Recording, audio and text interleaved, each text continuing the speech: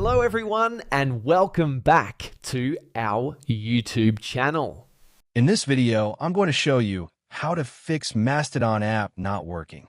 First, we'll start with something very simple, yet powerful. So over the time, apps store temporary files to load faster, but sometimes those files get corrupted and the app starts acting weird. To resolve this issue, we will first head over to our device settings. From here, scroll down and tap on General. Once you're in the General Settings tab, look for iPhone Storage option and tap on it. Over here, you can either search for the app or you can scroll down and look for it. Then tap on the app. On the next screen, you need to tap on the Offload app option.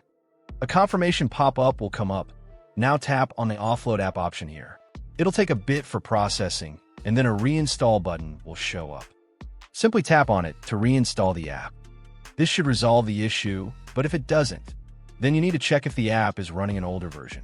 Head over to App Store. From here, double tap on this search icon in the bottom right corner, and then search for the app. Once the app comes up in the search result, and if you see this update button right next to the app, simply tap on it to make sure you're running the latest version of the app. However, if you continue to encounter this issue, then you will need to completely reinstall the app, which usually resolves the problem.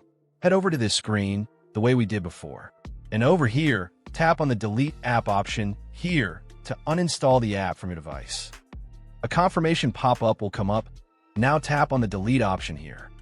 Once uninstalled, open up App Store and search for the app in the search bar.